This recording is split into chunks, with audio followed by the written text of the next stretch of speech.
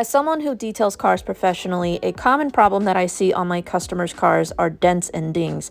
They can happen from kids running into your car, or maybe a shopping cart left unattended in the middle of a parking lot like this.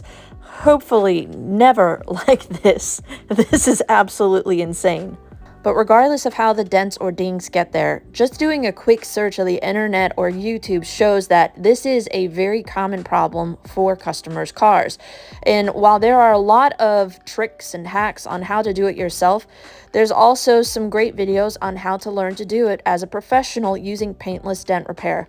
I myself have quite a few dents and dings on our vehicles that we're going to have a professional PDR tech come in to remove. So today we're going to take a closer look at the world of PDR. There has to be like a huge skill to be able to like hit that, and a majority of your hand is probably absorbing the blow. Or is it the tool, the design of the tool, that does it disperse the pressure? How does that work even? Well, one word, Chelsea: magic. Hey guys, Chelsea from Attention to Details, and today I'm actually having someone else work on my car. I have Dave from Lancaster Dent Removal in today working on some dents that my kids had unfortunately caused on my husband's truck. They'd opened my Subaru door into the truck one too many times. It was becoming an eyesore, and we wanted to have it removed. And oftentimes when you have dents or dings on your vehicle, you might think you need to call a body shop, and it's going to be a very costly repair that has your vehicle kind of out of commission for days, sometimes even weeks. But Dave was actually able to come to my house and remove several dents from our truck in a little over an hour. So for those of you that are detailers that are maybe wanting to consider this as an add-on service for your customers, or maybe you have a relationship with a PDR technician, I just want to share with you guys a little bit about what goes into PDR and how it can benefit your vehicle or your customers' vehicles. So without further ado, here's Dave. Yeah, so I mean, some of the first questions we get in when a customer contacts us, number one, can we fix it for you? Number two, everybody wants to know how much it costs. So the way we determine costs is we use an industry standard pricing guide that takes into account, number one, overall size of damage that we measure in inches. Number two, we look for any complicating factors, such as, if the damage is on like a body line of a car, like it is in this instance, if the panel's made of aluminum. Aluminum's a lot harder to work on, so the easiest way to tell if it's aluminum. Steel has a magnetic charge. You can stick a magnet to it. Aluminum, such as this door, does not have a magnetic charge. So as you can see, a magnet does not stick to it. So just a couple of quick factors we look for. So when we're measuring it, we can look at it and have some photos to back it up, especially if it's going through insurance. A lot of what we do doesn't go through insurance, frankly, but some of it does. And when it does, the insurance company wants to have some type of photographic proof of why they're getting charged what they are, and we find that's just important to have for them and for the customer as well. So we're going to get into it and show you some steps that we take to do these repairs and try to give you a little bit in-depth look to what the heck we're doing. So I started doing this when I was 19. Yeah, I've been doing it a long time now. Now, which one are you working on, the big one or the little one? This one out here right now. So I'm just trying to kind of get established and see what's going to work for me and what's not. Common misconception is it's just the metal is pushed in. Well, that's kind of true, but it's more like, it's better to think of it as like if you were to throw like a rock in a pond, and when the rock hits the water, it splashes and it creates like a valley where the rock was in, but it also creates like a wave on the outside too. So that's what a dent normally is. It's just trapped pressure, and it'll typically be the valley, but also you push it up and you'll find that there's some shoulders too. So the beginning part of this will just be me pushing on the back side of the panel with the rod, which you can see in the light, and then I'm gonna probably surprise some of you, or at least the vehicle owner, by hitting his truck with a hammer. And that's how we actually dissipate out the crowns too. So we'll use something like this for a little bit of like finishing stuff. If it's like larger damage, you'll see me using more of like a crown, big crown slapper. It's pretty noisy too, so hopefully your neighbors are used to some noise out here. And yes, for those of you that might be wondering, this is the part where I was cringing a little bit on the inside, but this is all a part of his job, and fortunately, everything can be fixed afterwards, but this was definitely a little uncomfortable to watch. You have ceramic coating. It's pretty soft. These little divots. Is this like the self-healing kind? No, So you're just reapplying it? I can, yeah. Yeah. I'll just polish that panel and recoat it. Yep. That's one of the first questions I'll ask people too, is if they have a ceramic coating on their vehicle. It doesn't prevent me from doing what I gotta do, but you know, a lot of the times I'll have to, well, either, you know, you tap on it, it's just a softer version of your clear coat. So my tooling is engineered to not damage clear coats on cars, or if it's, you know, we don't damage, but if it gets a little scuffed, then we'll just, you know, buff it out, and that's kind of our operating agenda with it. But on ceramic coating, it's a lot softer than your clear coat on your vehicle. So, you know, sometimes you'll get little divots, and if we need to use a process called glue pooling, ceramic coating is just too slippery, so it doesn't allow our adhesives to bond to the panel. So not all the time, but a lot of the times you'll end up, if you're having PDR done on a panel with ceramic coating, you should plan on just having the panel or that localized area recoated after the fact, and that'll just depend on, you know, what type of coating you have, and this and that. They're all kind of different. Best off just whoever installed it, give them a call and ask them if they can just do a localized area, or if they have to recoat the panel. So that makes sense? Yeah. If you make something look good in one direction, that's great. Doesn't mean it's going to look good in the other direction. So it's important to, and you'll see me a lot of the times, you'll see me moving my light. I'll get it set up, work for a little bit, move my light.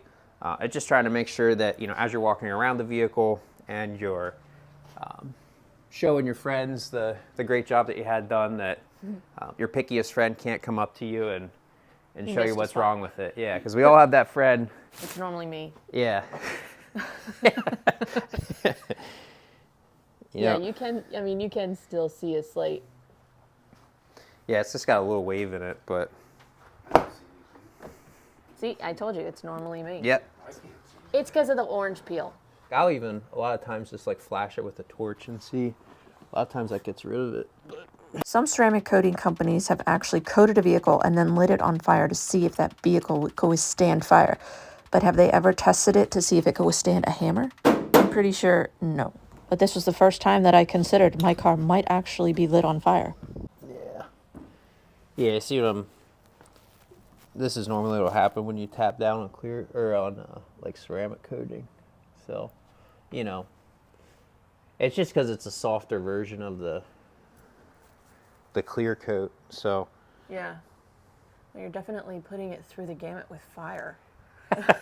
well, sometimes you get lucky and you can flash it, and like, especially like a lot of times body shops will call me and they'll put a used door on a car, and they do all their body work and then they paint it, and then it gets out of the paint booth all nice and shiny, and they'll look and they say, oh shoot, we missed a dent.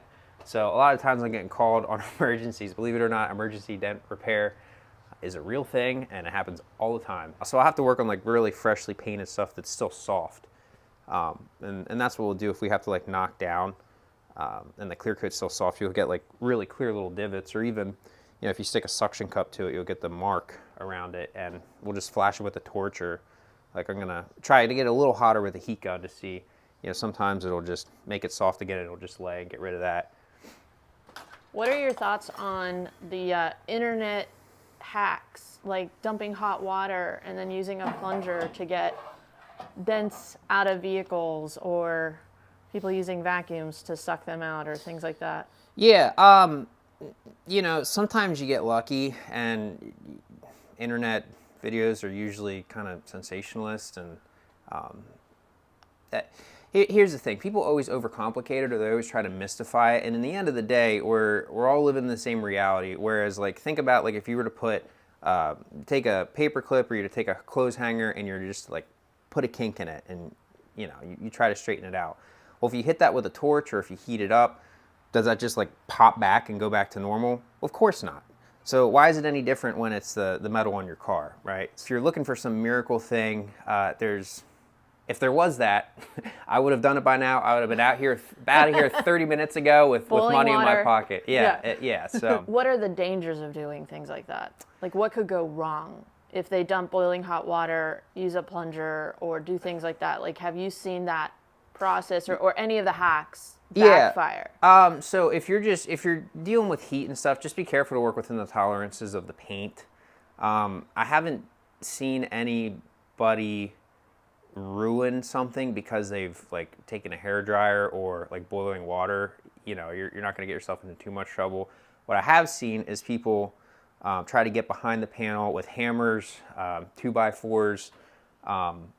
There's only so much you're going to be able to do with a plunger, but people have ruined things, that I can't save anymore using those methods I just mentioned. So, it always sounds tacky to say don't try this at home, but seriously, like if you were to get in here and I didn't know what I was doing and I were to crack the paint on this panel and ruin it so that I or another paintless dent repair technician couldn't fix that.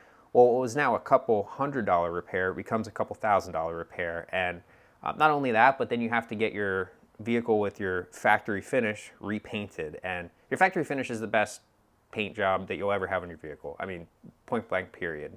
There's no way for a body shop to replicate the factory finish on a vehicle. So, I mean, I'm sure, Chelsea, you would agree with me there. Yeah. So, our repairs are always much less expensive than a body shop, but what's the value for keeping your factory finish on your vehicle? I think that's pretty high too. So just be careful and, if you get like something big and soft and you want to try something with a plunger, all right, I get it. I'm a hands-on guy too. I try a lot of my own repairs before I have to call a professional, but my advice would just be don't get behind it. Don't do anything that could jeopardize the paint, cracking of the paint. Don't try to move too much too fast. And just do your research. So. And instead of spending all that time and energy, just call a professional because it's probably more affordable to just call instead of trying to do research and buying stuff and then potentially damaging it. Because you have a lot of tools. Yeah. Like that can't be cheap to, start something like this. And that kind of leads me to my second question. Like, how does one, if they want to get into PDR, how does one get into PDR? Yeah, so to get into PDR, it's really what it is just a ton of time and experience. And it's not really, I mean, as you can see, it's not some machine that we pull in here and hook up to the car and just all the dents pop out. Everything that we're fixing is fixed by hand, and it's not done until I say it's done. So the technician or whoever's doing the repair will ultimately determine what it looks like in the end, and it is an art. It is. It's a skill. It's an art. There's a lot of tooling that comes along with it, but really, the hardest part about getting into paintless dent repair is the amount of time that you have to devote to it before you're terrible, but just good enough to do some, just good enough repairs and stick with it and stay in it. It usually takes 2 or 3 years of like an apprenticeship or something like that to get to the point where you're just good enough, and most of the time it's 5 to 7 years before you're at the point where you can show up to somebody's driveway and see something that a customer actually wants you to fix and be confident enough to do it, do a good job, happy customer, you get paid. So somebody just getting into PDR, my advice would be just to do a lot of research on, especially YouTube. There's a lot of information out there.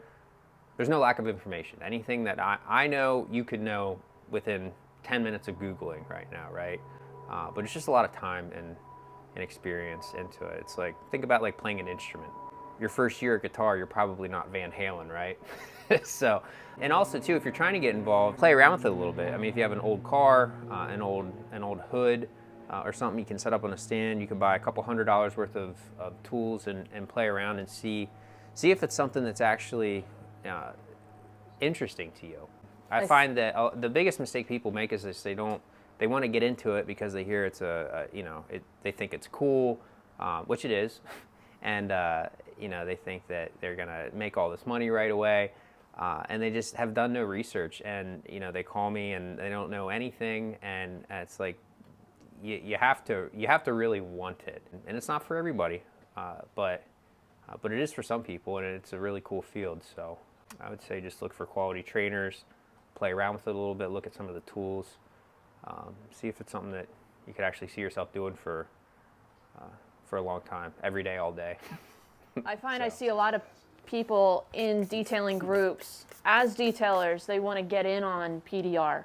They think it'd be a good add-on.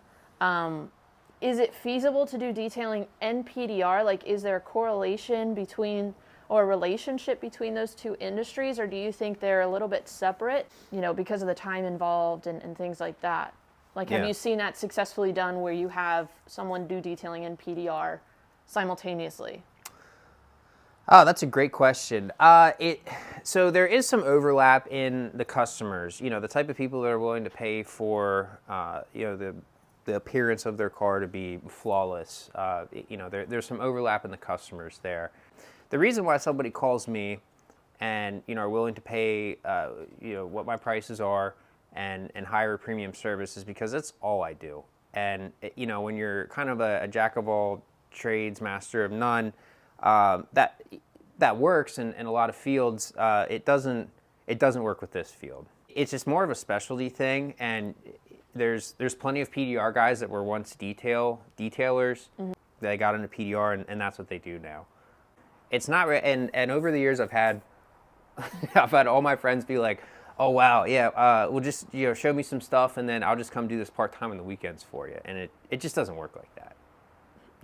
I would think if you have a very successful detailing business and you want to offer PDR as a service, I would recommend finding a really good local technician in your area and coming to him and just being like, hey, look, I have customers that want your services done. I want to handle the relationship with the customer. I'll take care of having them drop it off and pick it up and the pricing and all that. I just want you to come in. Can I get can we do like a split? Whatever the going rate is in your area, but can I make a little bit off the top or whatever? That's fine. If I hear that as a PDR tech and I don't have to answer the calls, deal with the customer, this and that, and you just send me a picture of it, I give you a price based on that picture, you tell the customer, you book it, I come in, do my thing, whatever you want to make a cut, great. You don't have to spend 5 years getting into a trade that you're trying to do this and you're trying to do PDR and you're trying to staff your business. You're not going to have the time. I get it, I see it, and a detailer sees the PDR guy come in and make a bunch of money real quick and peel out, and they're like, why am I not just doing this in house? I know some guys that have shops that, let's say, they get a bunch of customers that want PDR, and they have a guy that does it. They'll do like one day, have those customers bring all their cars that one day, do the work. It's at their location. And that's the best way to do it. Yeah. Because think about it, like if say your split is like 25-75, you're taking 25% off the top and, 75 to the PDR tech, and you have $1,500 or $2,000 worth of work lined up for the guy, and all you have to do is make a call, and then all those cars you're not only making money off the service, but then you have the opportunity to upsell those customers like, hey, boom, you just got your dent fixed. Why don't you get it freshened up while you're here? Why don't you do this or why don't you do that? Yeah. Some smaller shops, they do that with tint. They'll do that with PDR. So I think it's a great, if you can find someone that has a good business model, mobile like you, and I mean, most guys are. Yeah, there's a lot of good mobile technicians. There's also some bad mobile technicians too. So make sure that you vet them. However you want to do that, whether it's your cheap meter car, you can offer them everything.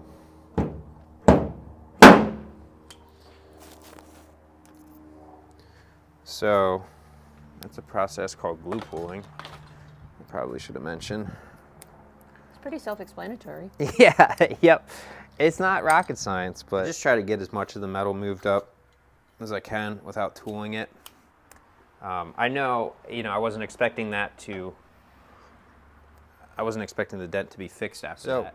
I'm gonna try to protect these upper little access points I have here as much as we can. What's the most popular repair that you make? Is it hail damage? Is it rock damage? Is it fender benders? In this, well, so in central PA, we do get hail, but it's not as prolific as it is in, say, like the Midwest. So, you know, we do fix a couple of hail cars throughout the year, but it's not my bread and butter as much as, like, you know, we fix a lot of like door dings and dents around here, minor collision, shopping cart dents and dings. That's really what keeps me busy in this area. Kids keep you busy. Kids keep me busy. You've been in business how many years, Dave? I've been doing PDR for 11 years now. Okay. So I want to get this nice and warm before we do any pushing on it. It's not cold, but it is like 60 degrees right now. And this truck's parked in the shade, so if I'm gonna, you know, be putting a lot of pressure on this, I want this to be nice and hot when I do. Keep the paint pliable. It makes the metal easier to manipulate.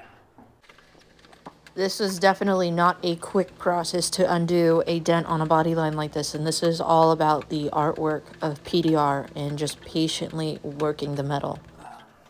Just trying to be nice and gentle with it. You can even fast forward this too, so it looks like I'm fast too. I will probably go into time lapse. Yeah.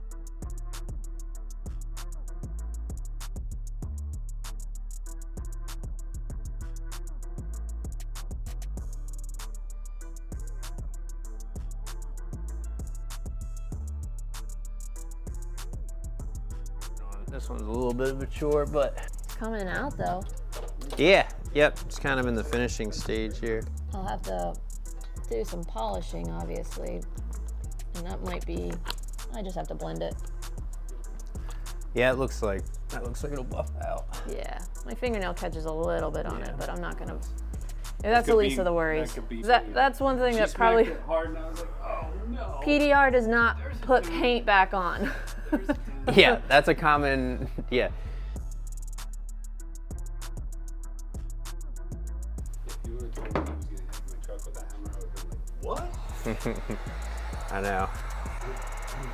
There has to be like a huge skill to be able to like hit that, and a majority of your hand is probably absorbing the blow, or is it the tool, the design of the tool, that does it disperse the pressure like more evenly? Because I would see that and see a hammer and be like, you're gonna make a bigger ding. Like, how does that tool work so that it is actually like just kind of spreading out the pressure, or how does that work even? Well, one word, Chelsea, magic. No, really, I mean, it's just like, these are like finishing hammers, and they're pretty light.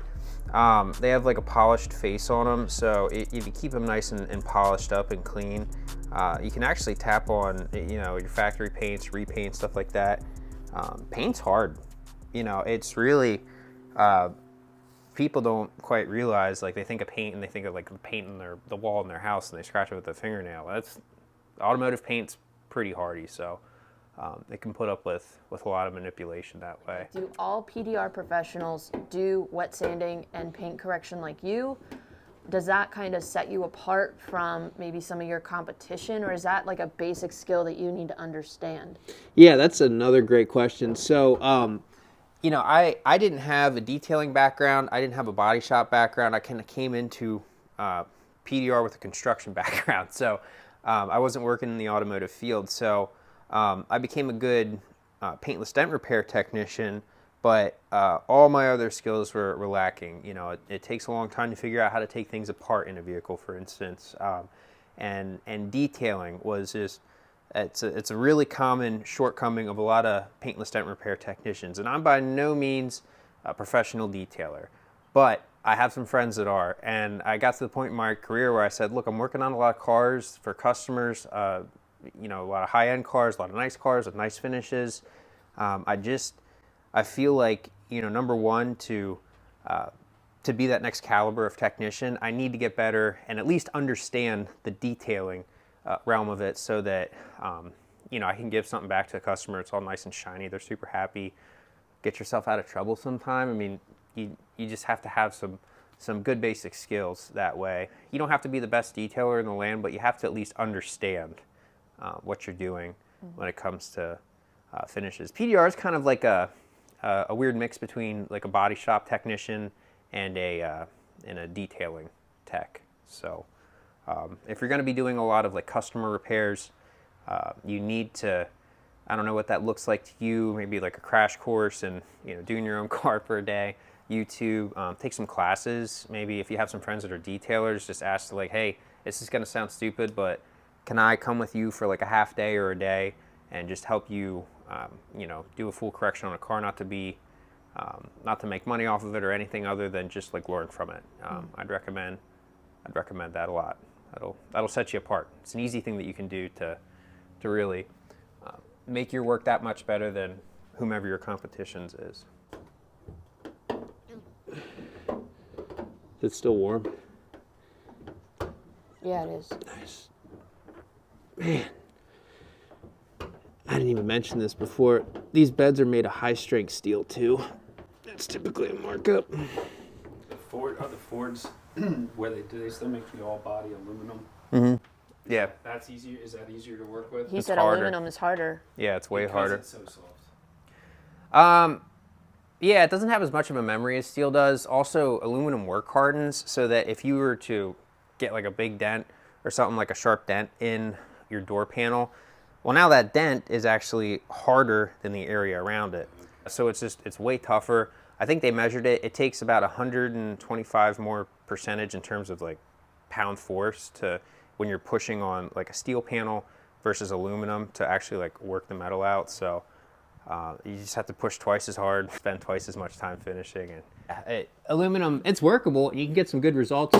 If you have two dents, if you have two identical dents somehow, one on an aluminum panel, one on a steel panel, and it's like anything more than just like a small dent or ding, you usually figure out about twice the amount of time involved in it. This would be a good example of like, while it might look kind of gone, that last like 20 or 10% of the repair is oftentimes the most important if you're trying to make it invisible. It looks like it's gone until you catch it in the right angle. This one dent, because of it being on a body line, took Dave about an hour to remove, but I'm sure he would have been much faster had I not been interviewing him and had my camera in his face. But I can only imagine how much downtime we would have had without our truck if we'd had this done at a body shop. I never thought you'd be able to get it done out on that line. As soon as she did that, I was like, well, that's Body shop. for now.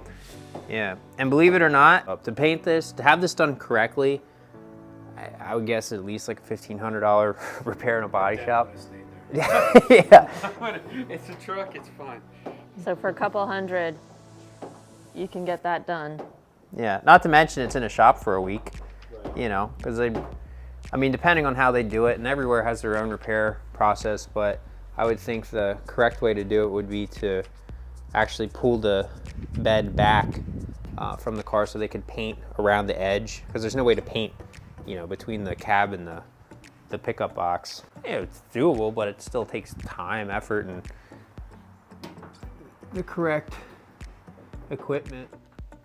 We still have a few more dents to remove, believe it or not, on the truck, and then one or two on my Subaru from my kids. Thank you, Charlie and Mackenzie, for giving Dave so much work. But I just want to thank Dave from Lancaster, Dent, from coming out and answering my thousands of questions when it comes to what he does, some of the tools, some of the techniques that he uses to be able to master his trade. And for those of you that are wanting to know more about paintless dent repair, by all means, put your questions down below, because Dave is going to be monitoring those questions, and we might even do a follow-up video to answer those questions if you guys have any.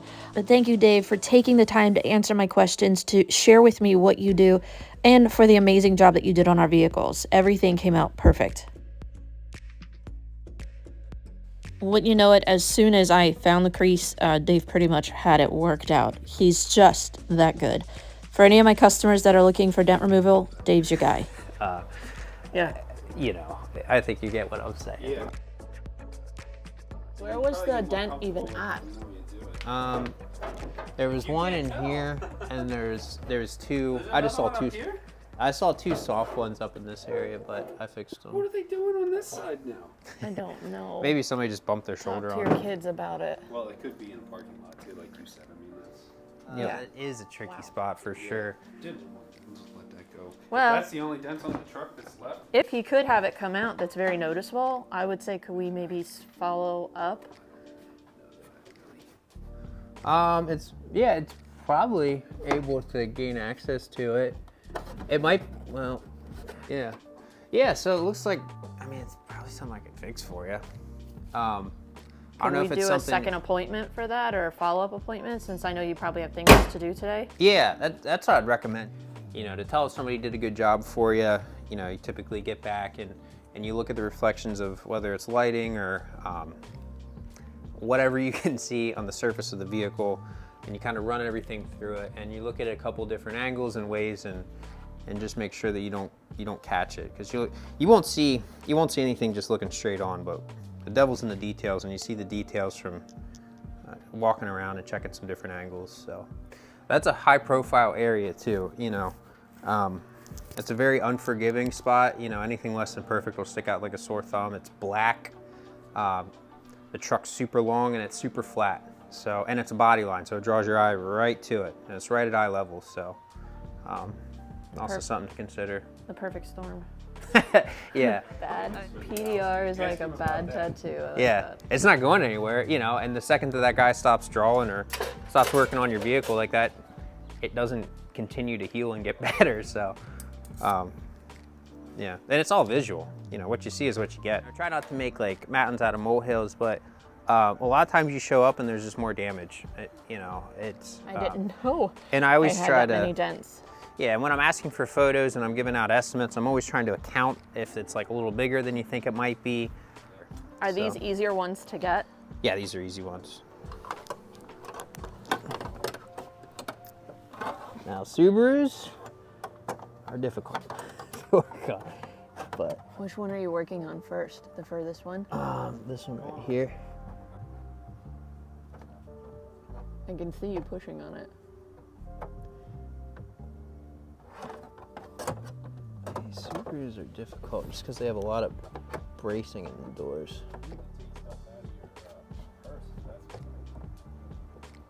Blame your children. They make me carry so much of their stuff. That is amazing. I want to do that. You want to try? No, I'll screw it up. I could put you on something pretty tame. No, honestly. Better let the professionals handle it. It's underneath a brace in this door. Yeah, and Subaru especially does. They have a lot of inner structure in the inside, so, you know, it can really only get up to about there. For those of you that want to see the finished repairs that Dave is able to do on my Subaru Outback, we're actually going to do a separate YouTube short, so make sure you guys stay tuned for that video. I know this is a longer video. There was so much information that Dave shared with us about paintless dent repair that I thought would be beneficial for those of you that either you're looking for this service to be done on your vehicles, or maybe you're looking to add this service to your business. Paintless dent repair can definitely be an equitable, profitable business, but obviously you can see there's quite a bit of skill and knowledge that goes along with it. So hopefully this gives you more information. And if you have any questions for Dave, like he said, put the questions in the comment section down below, because when he comes back to do some more work for us, we're going to be able to answer those questions for you guys. But if you like this video, give us a thumbs up. Make sure you subscribe, hit that notification bell off to the side to stay tuned for any future videos we have coming out. Thank you again, Dave, for your time, and we will see you guys in the next detail.